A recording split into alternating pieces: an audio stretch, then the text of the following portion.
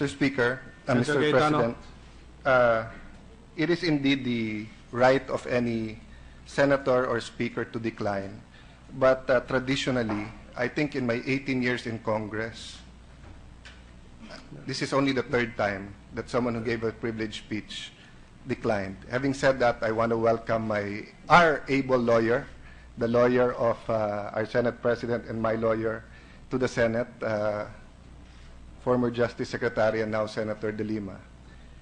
Since she will not yield to some questions, I ask for a few minutes to rise on a question of personal and collective privilege. There is a motion to recognize Senator Cayetano to speak on a matter of personal privilege. Is there any objection?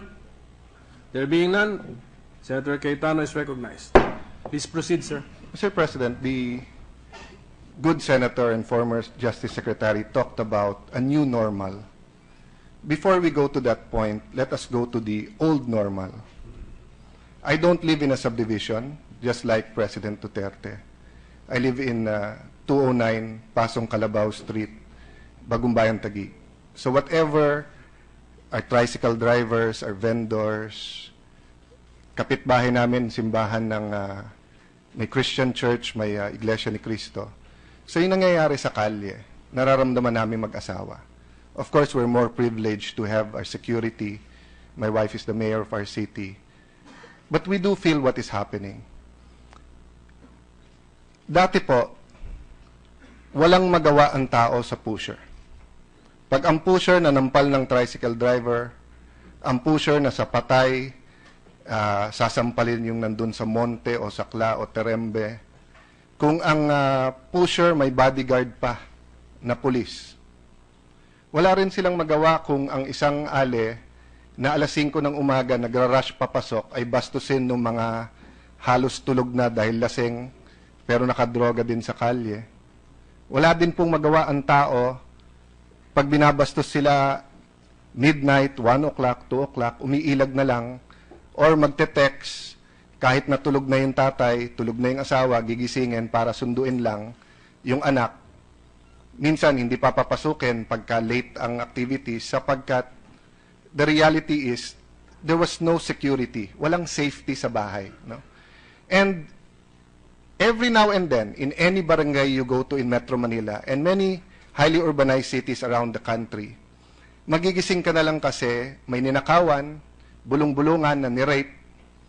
Pag nalaman ko sino, kapatid, nag-rape sa kapatid. Tiyuhin, ni-rape yung pamangkin. Yung isang halos pamilya o inampon nila bilang pamilya na 20 years na nasa bahay nila, ni-rape ang kanilang anak. That was the normal. In our city, we tried to do something about it. When I was still a bachelor, ginising ako dahil may pulis, sinampal yung tricycle driver. Pinahabol ko. Nalaman ko na yung pulis na yon, paikot-ikot lang. Pag drug test sa Muntinlupa, lilipat sila ng Parañaque. Pag nag-drug test sa Parañaque, lilipat ng Pasig. Drug test sa Pasig, lilipat ng Makati. Ito, small time lang sa baba na pusher. Pero marami ding customer, user din. Madaling sabi po, napakulong. Alam mo yung barangay captain, kahit unconstitutional, pinatawag lahat ng pusher sa barangay. Full force dumating. Katulad sa nangyayari ngayon na nag-surrender. Pinapirma niya, unconstitutional, pero pinapirma niya na hindi na sila magbebenta. Pirmahan sila. 1 month later po, nakawala, nakapiyansa yung pulis. Umikot, kasama ng may M16 siyang dala, may mga kasama siya, siguro 100, 200 feet away from our house. Umikot-ikot, sinasabi, sinong batang congressman na yan? Kung yung mga dati hindi ako natigil, yan pa kaya? Alam mo, pinatawag nung kapitan, yung mga pusher, wala na pong pumunta. Several years later, a decade later, my wife became mayor. May hinuli na pusher. In family name, 7 others with the same family name nahuli before. 5, 6, 7. NBI, PIDEA, lahat napakawalan at different stage. So nung nahuli to, ang sabi niya, pag hindi niyo ako pinakawalan, in 1 week tanggal kayo. In 1 week, nire-relieve yung opisyal na nakahuli sa kanya. Ako mismo tumawag sa Southern Police District. Sabi, sir, prino-promote namin. Ay, kung saan nyo nilalagay? Hindi makasagot. General, di ako pinanganak kahapon. Huwag nyo kaming lolokohin. Yung mismong pusher nagsabi na ipalilipat siya. Alam sabi ng general? Sir, yung tumawag sa akin, meron sa judiciary, meron pong general, meron pong legislature. But just like the good Justice Secretary and now our colleague, I believe in life. Regalo ng Panginoon ang buhay ng bawat isa, valuable. I think I'm one of the few politicians who have projects in many jails. Together with Brother Joel Villanueva, kapwa natin senador and birthday celebrant today, nagtayo kami ng computer school sa Taguig City Jail, sa Metro Manila Integrated Jail at Cebu City Jail. Sir President, 40 to 60% na nakakulong doon, drug-related. What is my point? Yung point po nung araw, ang pusher hindi mahuli. Pag nahuli, napakawalan. Pag ang pulis hindi pumayag pakawalan, pakakawalan ng piskal. Kung yung piskal at pulis mabuti at hindi pinakawalan, yung judge papakawalan. Kung yung judge, piskal, at saka yung pulis mabuti, makakawala sa kulungan. Pagka nakulong sa National Penitentiary, may jacuzzi, pwede magdala ng babae at lalaki, may banda, may aircon. Kaya mga kaibigan ko sa abroad, nasabi ang Pilipinas, hindi nakakapagsabayan sa mga 5-6 star. Sabi ko, hindi totoo yun, ha? Ang aming penitentiary, 5-star. Kami lang ata may ganun sa buong mundo. And to give credit to our colleague, ilang beses niya ni-raid and ilang beses na sinubukan niya, no? If the problem was too big for the Aquino administration and the secretary, siya mismo po nagsabi kanina, it was just too big, no? But this president that you supported, Mr. President, that I supported, took it on. Sabi niya, titignan ko sa mata ang mga pusher na to at hindi ko sila aatrasan. Never ko po narinig sa kanya na sabihin yung walang laban, patayin. I sympathize with the former Justice Secretary and our colleague kung pinagbibintangan siya na wala namang facts. Hindi ko po alam. Pinakinggan ko lang yung sinabi niya. Kung gumagawa ng conclusion na mali, I sympathize with her. At kung attack to sa Senado, hindi dapat. Pero, nung sinabi niya, 7-year-old nagra-rugby, and then sasabihin niya, binarel ng polis, wala pa naman ako nababalitaan na polis na binarel ang 7-year-old na nagra-rugby. Di ba? Yung sabihin 9 years old, etc., no? Hindi ko alam yung circumstance niya. At never sinabi ng ating Pangulo na kapag ka may summary killing or murder ay hindi paparusahan. In fact, ang sinabi niya, patay kayo sa aking mga pulis kayo pag umabuso kayo. At sinabi po niya na palalakasin niya yung internal checks ng pulis to make sure that not only do they not murder people, but that they're not involved in drugs. Because the reality is, ang PNP mismo ay nagamit din at ginagamit pa rin ng mga pushers. So, our colleague then jumped to conclusions by saying, ganito na karami ang patay sa police operations, pero alam naman natin ng mga police, I have to paraphrase because I didn't write down exactly, but sinasabi niya may rub out din. But isn't that jumping to conclusions? Meron po tayong presumption of regularity. Hindi ko sinasabi na lahat yan regular, pero may presumption. Sabi niya, meron daw dapat presumption of innocence. Hindi ba presumed innocent ang polis? Pagka napatay niya yung pusher dahil lumaban, may barel, sa amin po syudad, yung bago namin, hindi pa siya, acting pa lang siya ngayon, hindi pa siya regular na chief of police, pumunta po sa mayor, sa asawa ko, kwento sa amin. Sabi niya, ma'am, pipilitin ko ikulong at hulihin lahat ng pusher, pipilitin ko na walang patay. After a few weeks, pinakamarami kaming huli sa buong Metro Manila, walang patay. And then may napatay na isa. Alam niyo bakit, Mr. President? Naglabas ng granada eh. Anong gagawin mo? Babarilin mo sa kamay, edi pag nabaksak yung granada, patay lahat ng laman ng bahay, pati yung pulis. And then recently, 3. Kasi may mga firearms at makikipagbarilan sa lahat. Sabi nung iba, kailangan proportional. Kopong-kopong pa ho yun. Yung sinasabing proportional, hindi na po yan ang standard sa Japan, sa France, sa Europe, sa UK. Ngayon po, nung araw po, pagka binaril ka, may yung pusher o yung kidnapper may baril, nagbaril ka rin, o barilin mo muna to maim. Diba? Maim. So, baril mo sa shoulders, baril mo sa hita para dumapa. Hindi na po ganun yun ngayon.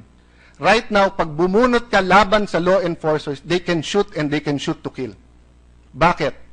Dahil sa panahon po ngayon ng terorismo, sa panahon po ngayon na sabog, at hindi na nasa tamang issue, nasa tamang pag-iisip, ang mga pusher, hindi mo alam kung magpapasabog yon or kung yung M16 niya, bigla na lang babarilin lahat. So ngayon, bago po ang rule. Kailangan pa rin sabihin, mga pulis kami, NBI kami, PDEA kami, ibaba ang gamit. Raid to, o kaya ito'y bypass operation, kailangan mo pa rin magpakilala.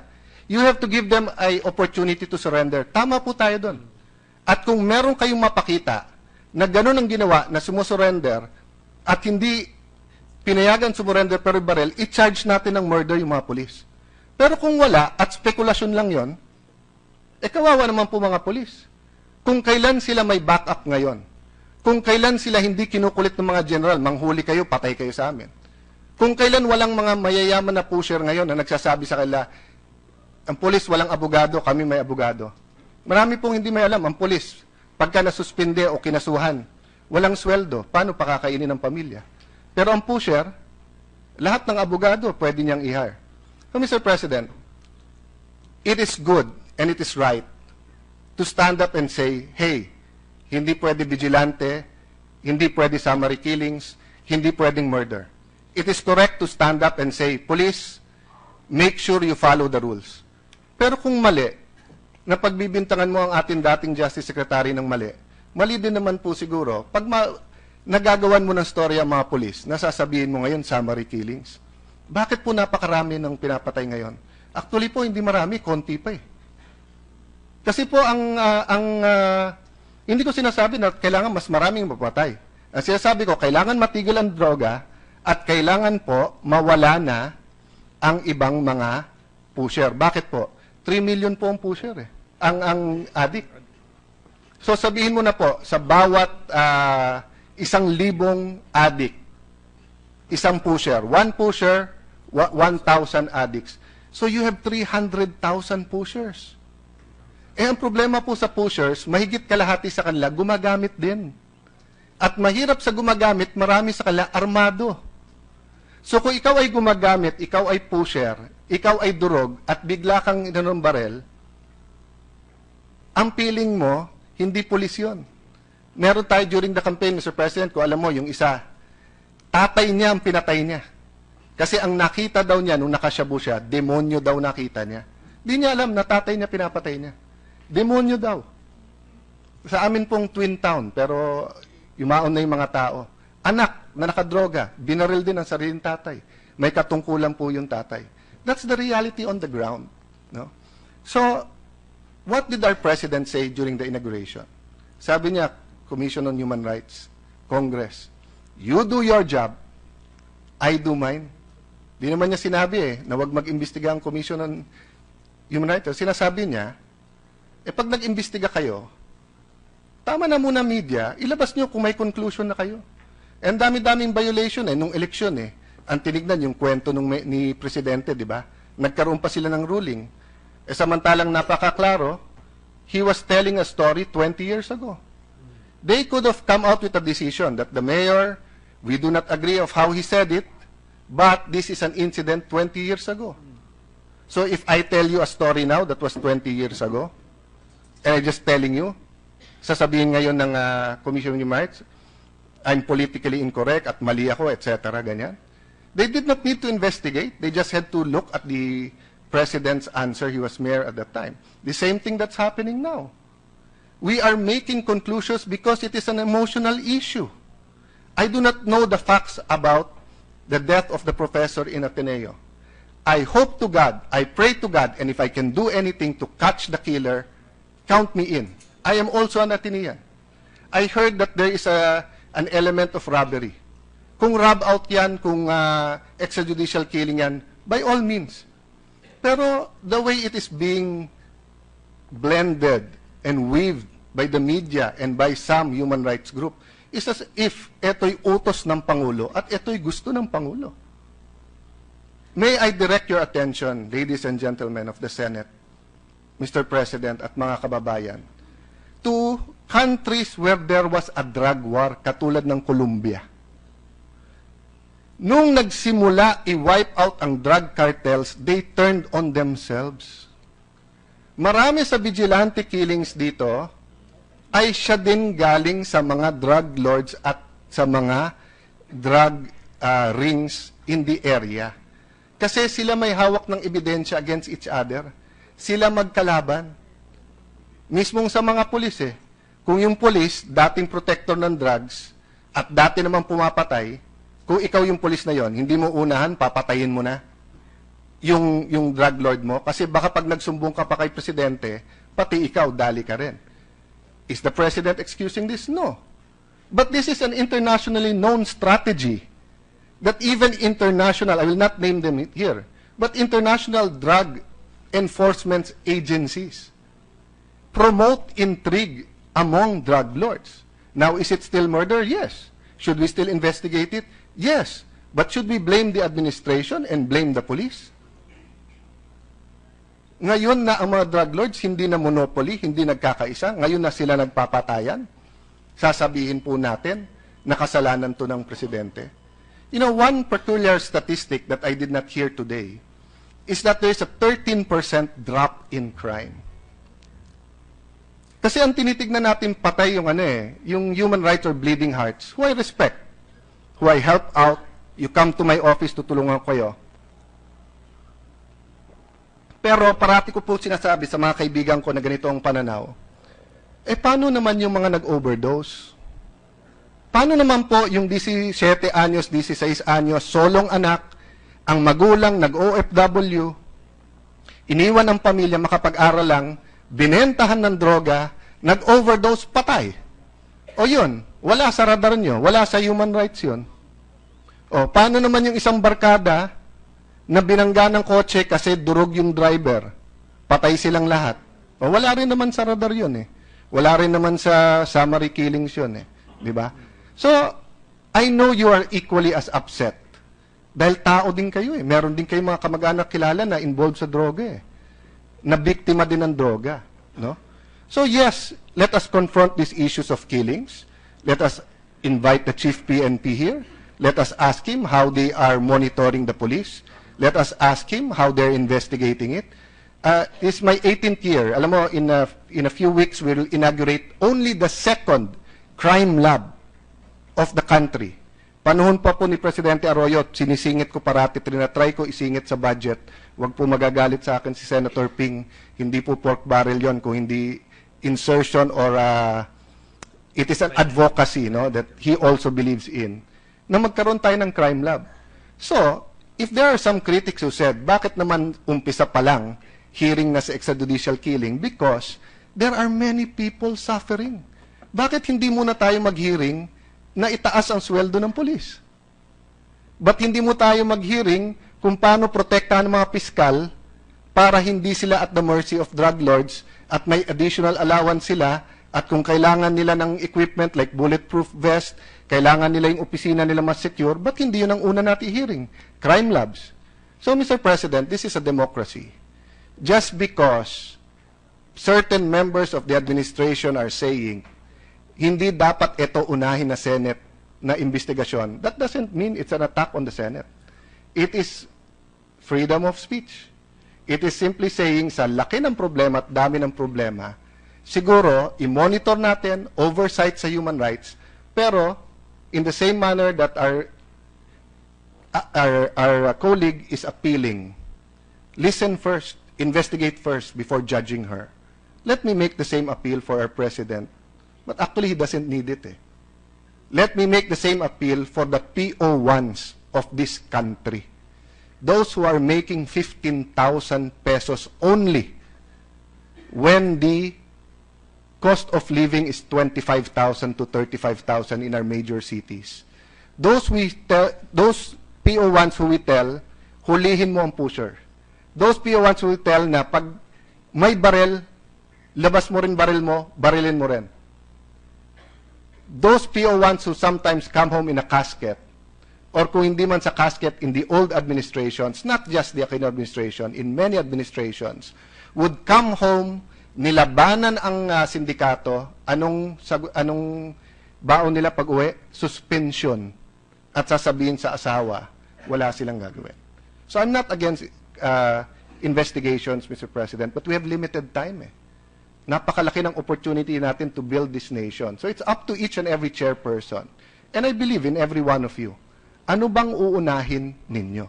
Now, if the former Justice Secretary and our colleague can come up with facts and not speculation, there are facts, as in the killings.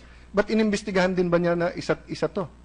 Or is she telling us, ayaw imbestigahan to ng polis? Kasi kung ayaw to imbestigahan ng polis, ibang usapan yun. Pero kung iniimbestigahan to ng polis at hindi pa tayo kompleto sa facts, and then we will go into that kind of hearings, it is for all of us to ask ourselves now, yan ba ang pinaka-importanting gawin natin ngayon? Yan ba ang pinaka-urgent? And let me also pose this question to all of us, Mr. President. Hindi lang naman po yung mga polis ang nakabantay at nanonood sa atin ngayon. Nanonood ang mga drug lords. So if there's unintended consequences, like for example, I don't think the Justice Secretary intended to attack the Senate when he attacked one member. But I do know what you mean, my dear colleague, because once upon a time, I was in the opposition and I felt that an attack on me was an attack on the whole Senate. But the police are watching, the NBI is watching, PDEA is watching, the OFWs are watching, and we have to also be careful. If we think, Mr. President, na may hate campaign against the human rights, how do you think the police feel? How do you think the President feels? How do you think the PDEA, the NBI, etc.? Lahat na lang ng jokes tungkol sa politiko, sa police, at saka sa abogado. Lahat ng masasamang jokes. They're the butt of jokes. We're the butt of jokes. We have all the power and resources for image building, Mr. President. The police does not have this. So let me end there, Mr. President, and while welcoming our colleague and committing to her that we will not allow anyone to attack the Senate or destroy the Senate or to stop any senator from conducting their investigation or attending an investigation. It is also left up to us to decide what is most important, how we use our time, and it is up to us to make sure na yung unintended consequence of telling the police, tumigil-tigil muna kayo. Wala pa hong nangyayari. Lastly, Mr. President, naunahan na nga tayo ng Malacanang Many of our colleagues here, which both of us talked to during the last 3 months, have told us, I mean, Senator Soto, Senator Recto, Senator Gordon, many of you have proposed rehab centers. You predicted. The President continues to be amazed that more than 100,000 people are surrendering. Ang problema, anong gagawin mo sa mga nagsusurrender? Mga to, yung iba user lang, yung iba addict. Yung addict, pagka walang pupuntahan, babalik at babalik kahanap ng droga. Ang problema, Mr. President, kung hindi ako nagkakamali, shabu is now 200 to 400% more expensive than it was a month ago. In some places, it's 1,000% more expensive, which is good news in the sense that many people will stop and cannot have money, but it's also bad news because the addicts who are violent will rob, will steal, will try to get money to feed their habit. That's why the rehab centers are also urgent.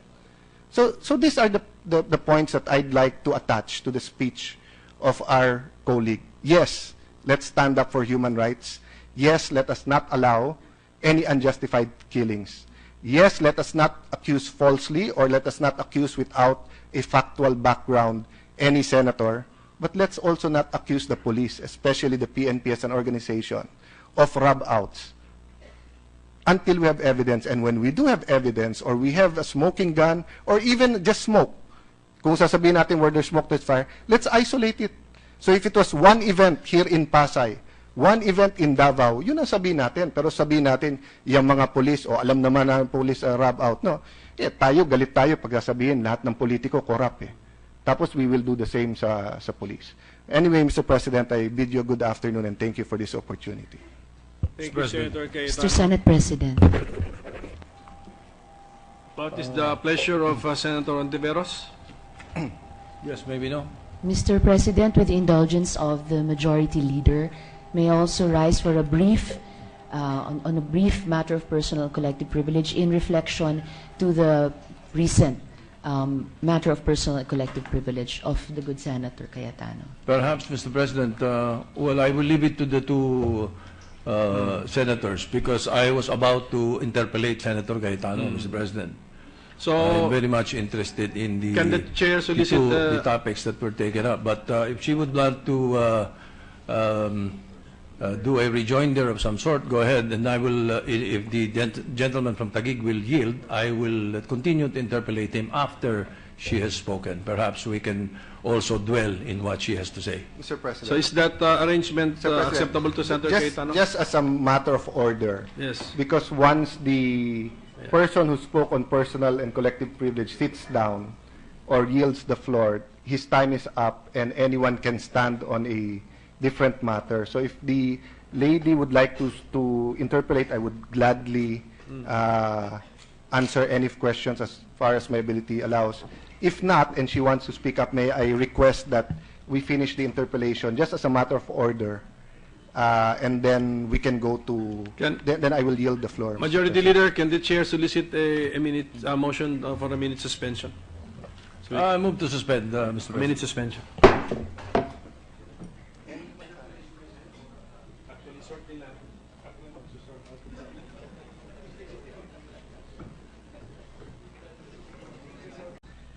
Since she will not yield to some questions, I ask for a few minutes to rise on a question of personal and collective privilege. There is a motion to recognize Senator Cayetano to speak on a matter of personal privilege. Is there any objection? There being none, Senator Cayetano is recognized. Please proceed, sir. Mr. President, the good senator and former Justice Secretary talked about a new normal. Before we go to that point, let us go to but we do feel what is happening. Dati po, walang magawa ang tao sa pusher. Pag ang pusher na nampal ng tricycle driver, ang pusher na sa patay, sasampalin yung nandun sa monte o sakla o terembe. Kung ang pusher may bodyguard pa na pulis, wala rin silang magawa kung ang isang ale na alas 5 ng umaga nagra-rush papasok ay bastusin ng mga halos tulog. Sir Speaker, Mr. President, it is indeed the right of any senator or speaker to decline. But traditionally, I think in my 18 years in Congress, this is only the third time that someone who gave a privileged speech declined. Having said that, I want to welcome our able lawyer, the lawyer of our Senate President and my lawyer to the Senate, former Justice Secretary and now Senator De Lima, na dahil lasing pero nakadroga din sa kalye. Wala din pong magawa ang tao pag binabastos sila midnight, 1 o'clock, 2 o'clock, umiilag na lang, or magte-text kahit natulog na yung tatay, tulog na yung asawa, gigisingin para sunduin lang yung anak. Minsan hindi papapasukin pagka late ang activities sapagkat the reality is there was no security, walang safety sa bahay, no? And every now and then, old normal. I don't live in a subdivision just like President Duterte. I live in 209 Pasong Calabao Street, Bagumbayan, Taguig. So whatever our tricycle drivers, our vendors, kapitbahay namin, simbahan ng may Christian church, may Iglesia ni Cristo. So yung nangyayari sa kalye, nararamdaman namin mag-asawa. Of course, we're more privileged to have our security. My wife is the mayor of our city.